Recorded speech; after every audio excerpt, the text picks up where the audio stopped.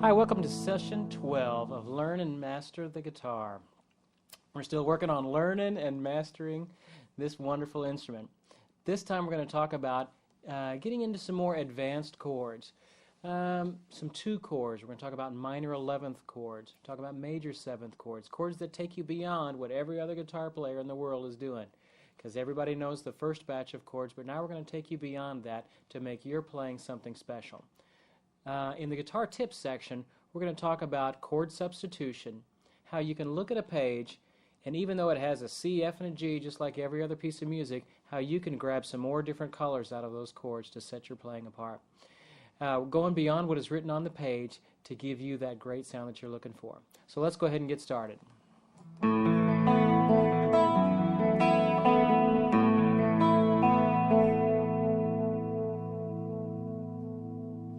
Okay, now we're going to talk about going beyond the regular batch of chords that everybody knows and getting into a little bit more of some advanced chords. Some chords that add some color and some depth and some richness to your playing.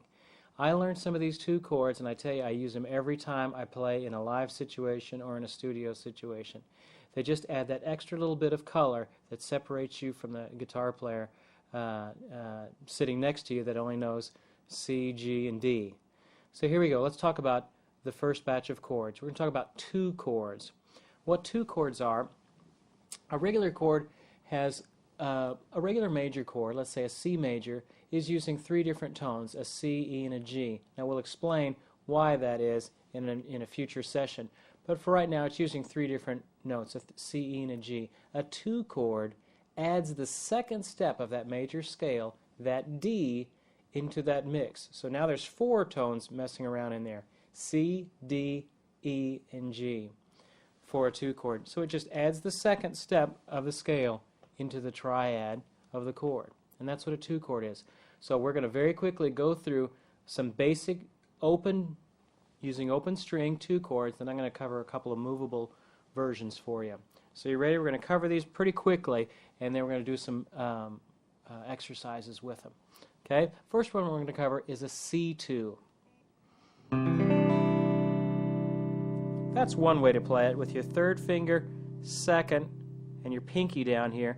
Another way to do it, which is a little bit more comfortable for me, is to go 2, 1, and your third finger down here. You can kind of here's a C chord, that adding that second step, that D in there, gives it just a little bit more color. That's a C2. Next one we come to is a D2. Well, here's our D. If I want a D2, I just take that second finger off. It's kind of an open, sweet sound. That's a D2. A lot of times you'll hear a D. Just going back and forth between a D and D2. Real common thing. That's where that D2 comes in. Next one we're going to cover is an E2. This one, here's a normal E. For an E2, we add the pinky out here. We got to stretch out to that F sharp, which is a little bit of a stretch. It might be difficult for your hand to do it the first time, but don't give up. Remember, limberness in your hand takes time. You may think, there's no way my pinky could stretch out there. Actually, your hand can stretch pretty wide if you need it to do so. And it just requires getting your hand a little bit more limber. Remember our finger exercise, our stretching exercises, all these things will help that hand limber up. I could never get an E2, but once you do it a few times, it gets more and more limber to where you can do it. Here's an E, here's an E2.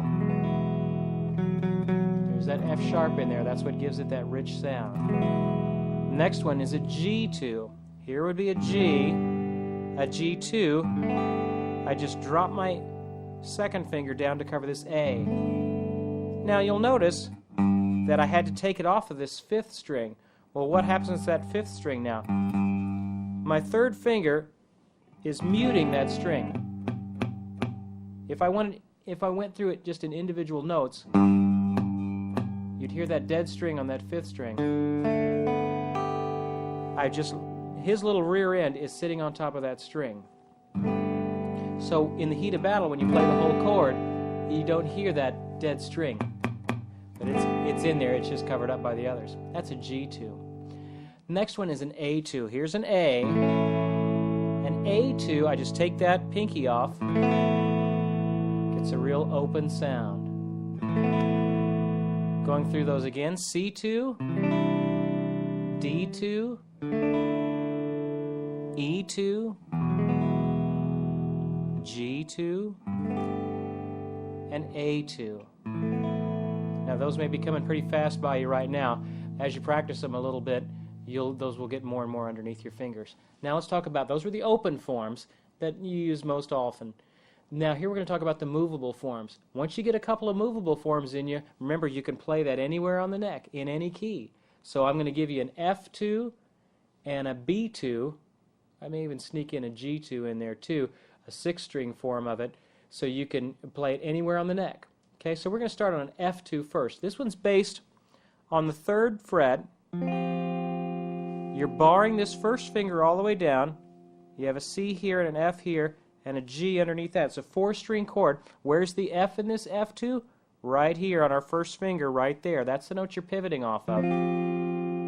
So if I want to, let's say make that an F sharp 2, I move this up to an F sharp, and I go from there. If I wanted an A flat, it would be like that. So I have F2. Now, if you want to think of it this way, if I keep going down, E2, E flat 2, if I went down one more, then I run off my neck, but look, there's my D2. So it's really the same form, I just barred it to make where I can make it in different places on the neck. That's F2. That's a 4th string version of it. If I wanted to use something on the 5th string, let's do like a B flat 2 or a B2. Let's do a B2.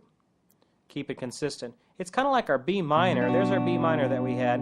I take my 2nd finger off, make sure that bar is down nice and strong, and I get a B2. And again, where's the B? Where's the pivot note? Right where that diamond is at on that 5th string. So if I want a D2 in that barable form, or let's make it an E flat 2. That way it doesn't get confused with the other. I come up here to E flat. There's my E flat, and there's my 2 chord.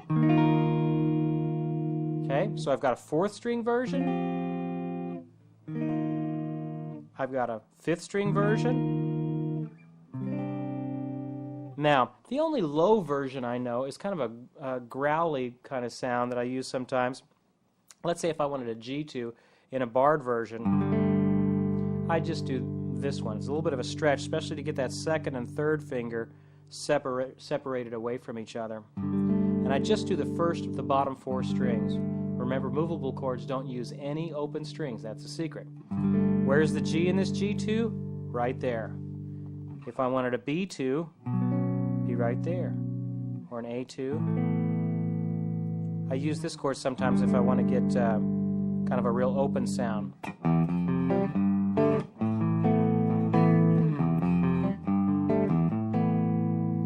Kind of gets a very distinctive kind of an open sound using all those 5ths and 4ths.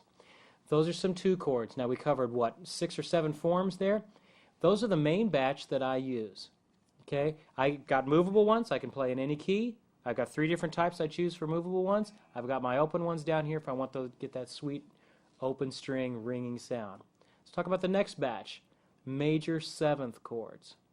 Okay, major 7th chords, we're going to run through about 6 or 7 of these. A C major 7th open version. Here's my C. Take my first finger off. I have a good C major 7th.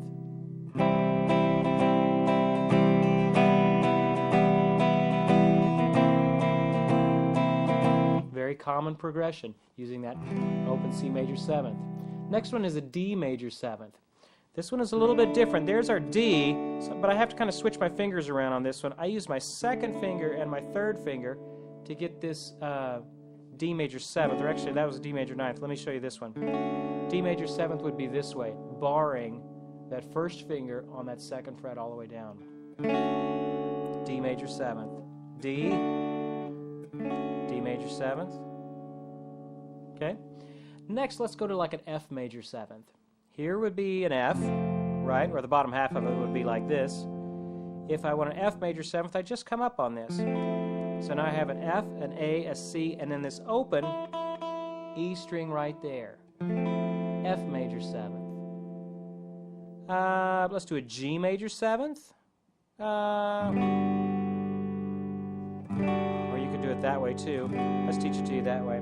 Again, I have my dead string right here. And first finger down here on this F sharp. Now these don't sound too interesting when you just kind of play them in a row like that. When you combine them with other chord changes, that's where this color starts to come in. Next one is an A major 7th. Here's A. If I switch my fingers around a little bit, I get an A major 7th. Second finger, first finger, third finger, and then open.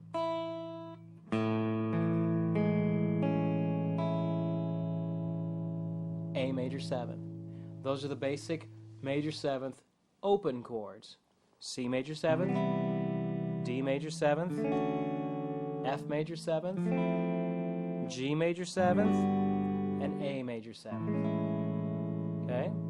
Now, as far as the movable forms, well, what can we do? Well, here's the two that I use the most. If I'm basing it off of the 5th string, it would be a B flat, or let's do it in B flat. It's kind of like a B flat 7th would be, but I put my second finger down here on the 2nd fret on the 3rd string, and I get a B flat major 7th. Where's the B flat in this B flat major 7th? Right here on that 1st fret, 5th string is where the B flat is. So if I wanted an E flat major 7th, I'd have to come up, do something like that. Okay. Next one on the 6th string is we're going to do an F major 7th, and that's this one. Again, I'm muting out that 5th string.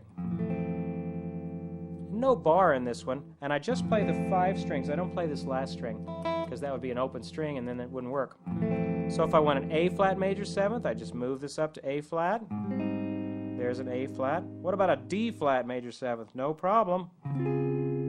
I don't need my Mel Bay's chord Bible for this. I just know 3 forms and I know where to put them in different places. I don't need to go through 50 million different permutations of it in order to come up with an F major 7th or a D flat major 7th. I'm a guitar player. I went the easy way, so I only know 3 of them. And you just put it in the place that you need to use it at. Okay? Here's one. On the 4th string, let's say I wanted to do an E flat major 7th. I do this, and I bar these 3. Remember how our D major 7th was like this? If I scoot it up and kind of make a bar out of it, it's an E flat major 7th. And then I've got one on the 4th string. I got a version on the 5th string. I got a version on the 6th string. I can play E flat major 7ths all over the neck, all day long. And that's where the beauty of these movable chords comes into. Okay? The last batch, okay, is minor 11th chords. We've covered, what, about 15 chords so far? I got a couple more I'm going to lay on you here. There's only 2 that I really use for open minor 11th chords. Don't worry about the 11th part. All that is I'm adding the 4th step of the scale, which is the 11th. It just repeats. If I keep going up the major scale, 1, 2, 3, 4, 5, 6, 7, 8, I hit the octave, 9, 10, 11, it goes up to actually the 4th degree of the scale, which is the same as the 11th degree, which is the same as the 4th. Don't get too lost in that. We'll learn more about that later. But we're going to start off with an open F sharp minor 11th. Again, I'm muting this 5th string, so I don't want to put it so up that that 5th string comes through. I don't want that. I want to mute it out. And I have these 2 open. Pinky on the A, 3rd finger on the E, 2nd finger I like to use up here on the F sharp. Okay? That works great for an open minor 11th chord. If I want one off the 5th string, here would be like a B minor 11th. Okay? Here I could mute it if I want to, or not mute that inner string. That's a B minor 11th. F sharp minor 11th, B minor 11th. Now if I'm going a little fast for you, just put it on pause, get these chord forms underneath your belt, and then come back to me. Okay? Let's talk about some movable ones. If I want to move this, here's that F sharp minor 11th. Well, if I just move it up a half step and put my first finger down here don't use that last 6th string, or that first string here. I just hit these 5, I get a G minor 11th. And again, that one doesn't have any open strings, so yay, I can move that anywhere I want. B flat minor 11th, no problem. Move it up to B flat, make my chord here. Okay? If I wanted one that's based off of the 5th string, well, here's my B minor 11th, remember. Well, if I scoot him up a half step and kind of bar this over here, again, that may be a little bit of a stretch, that's a C minor 11th. Here's the C in that C minor 11th. Okay? But Steve, I need an F minor 11th. Hey, no problem. I scoot it up to F, and I make the minor 11th there. See how that works? I don't need to look in my chord Bible to find it. I only know a couple of forms. I know where to move them in different spots. That's where that comes down to. Okay, after this, we're going to go into some exercises and work on these chord forms that we just learned. Okay, now we're going to talk about some guitar tips on how to use these chords that we've learned. You've got a whole new batch of chords underneath your belt. Now, it's not all that many. I mean, we've learned the basic chords, which that was, what, about 20 chords? I've just taught you about another 20 chords. So now it's really only about 40 chords we know, which sounds huge, but once you play them a lot, it gets to be just like the alphabet. I mean, you can go through them in any key. And these chords separate the men from the boys on playing harmonies and making creative chord progressions. You ever listen to a song and you think, gosh, it just sounds so rich what he's playing? A lot of what he's doing is just some simple tricks, of which here's one of the main ones: chord substitution. Okay? When I look at a piece of paper, or they put out a piece of music for me on a studio session, and they say, okay, well, here's the chords. It goes from a C to a G. Okay, well, I don't play a C and a G, because every other Yahoo's going to play a C and a G just like this. I substitute a 2 chord for both of those. Here's the rule. You can substitute a 2 chord for any major chord. You can substitute a 2 chord for any major chord. So if it's a C, if it's an F, if it's a B flat, G flat, a Z flat, doesn't matter. You can substitute a 2 chord for that, and it's going to sound rich and full. It works 100% of the time. Okay? So if it's going from a C to a G, let's say the chord progression is that.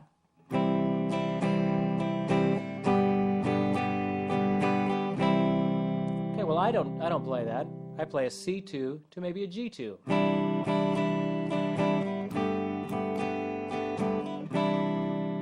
Just gives it a little bit more color, a little bit more depth to what we're playing. That's the first rule, 2 chords. What's the rule?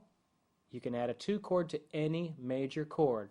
If the chord says D, I don't play a D. I hardly ever play a D. I play a D2. If it says G, I don't play G. I play G2. Well, isn't that going to screw up the rest of the band? Nope. I can pretty much say for these 2 chords, it's never going to screw up the rest of the band, because you're just adding a little bit of color into the mix. So you're not changing the harmony or anything like that. You're adding a little bit of color. Let's talk about the second one. The second one is a minor 11th.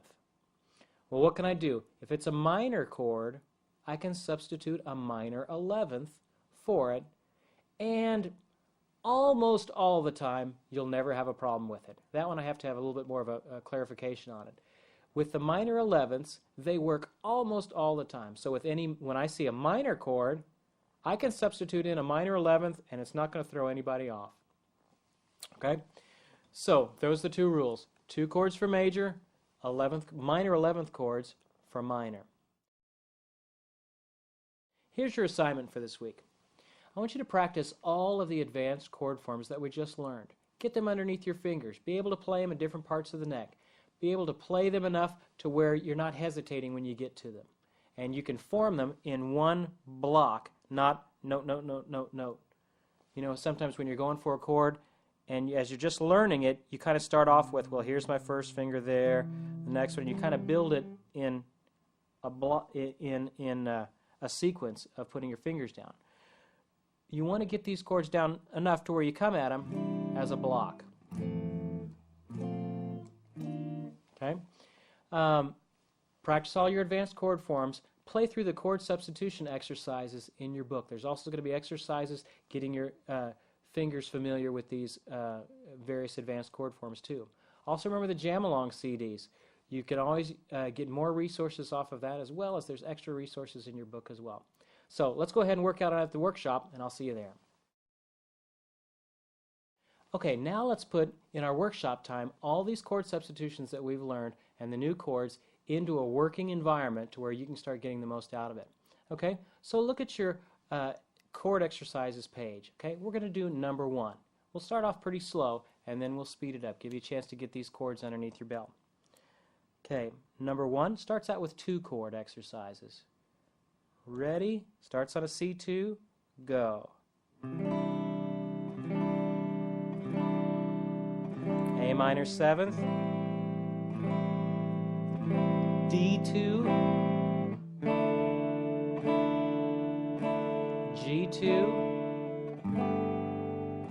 just running you through these chords, and then a C. Do it again, a little bit faster. Oh, let me try that, let me see if I can get it right.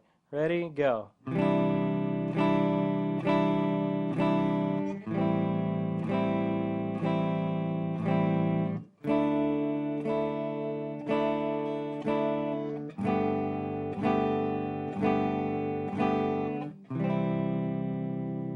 Okay, look at the second one. That one starts out on an E2. Ready? Get that form right. Get that pinky stretching all the way out there. Ready? Go. A2. Back to E2. A2.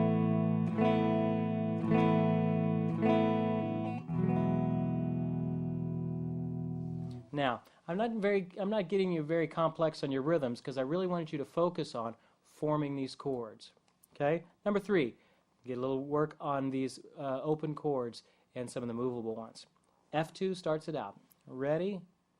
Go. G minor 7th.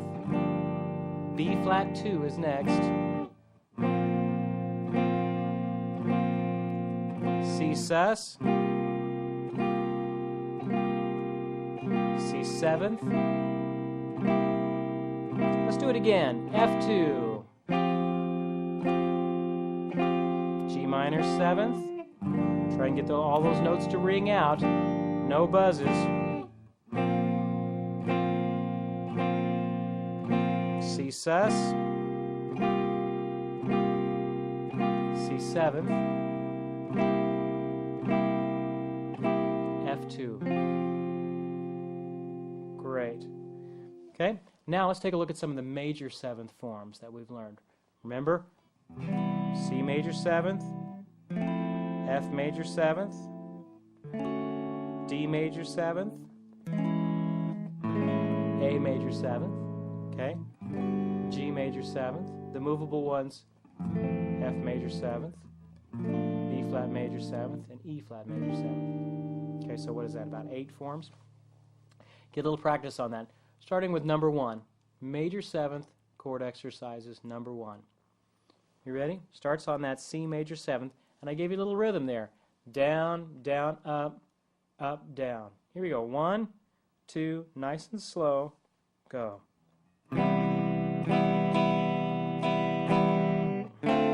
D minor 7th, F major 7th.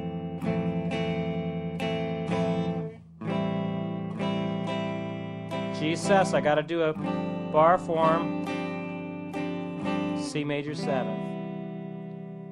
Okay?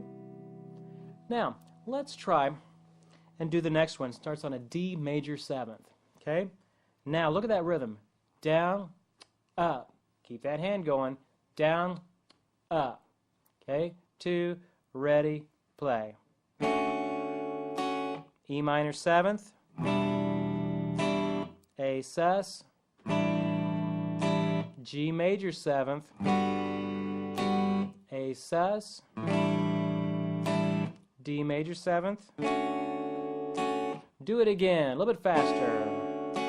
E minor 7th, A sus, G major 7th, A sus, D major 7th. Great. That gives you a little practice with those. Now let's go on to the minor 11ths. Okay? Starts out with an E2 and it goes on to there to that F sharp minor 11th. Look at that rhythm too. Let's start it nice and slow. 1, 2, ready, go. Down, down, up. Keep your hand going. Down, down, up. Keep the hand going. B minor 11th here. E 7th. A major 7th. Do it one more time, a little bit faster.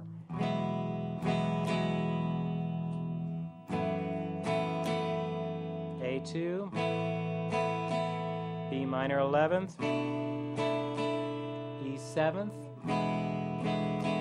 A major 7th. Number 2, we end up with we start off with a G minor 11th. Okay, a little bit of a movable chord there. Take a look at that rhythm too. 1, 2, ready, go. Rest. D 7th. Back to that G minor 11th. D sus. G minor 11th. Great. Now let's start looking at some of the chord substitution examples there. The first one there goes through a basic, very basic 4-chord progression. C, A minor, D minor, and G. Now if I just play it normally, it sounds like this.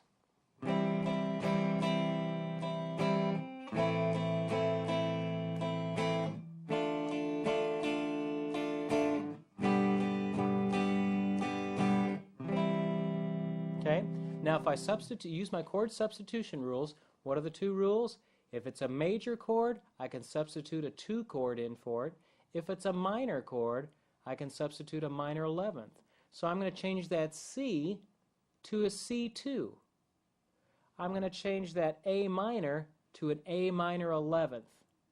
I'm going to change that D minor to a D minor 11th. I'm going to change that G to a G2. See how that changes the color. 1, 2, ready, go.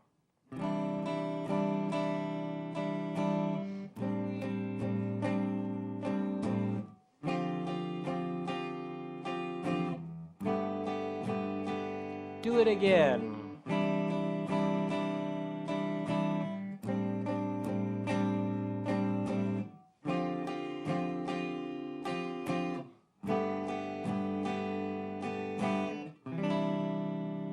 Did you hear how drastically it changed the color and made it so much more rich and tonally or harmonically interesting to listen to? Look at that second example there. Starts off with an A, then goes to an E, F sharp minor, and then D. If I played it normally, it would sound like this.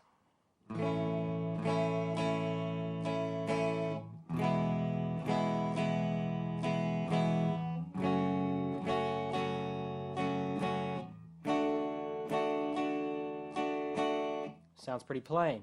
Let's throw in our chord substitutions.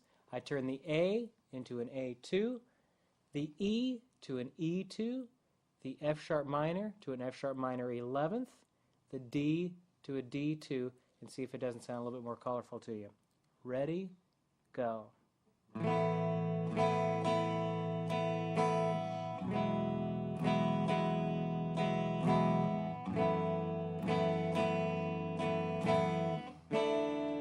Let's play it again. Do it again.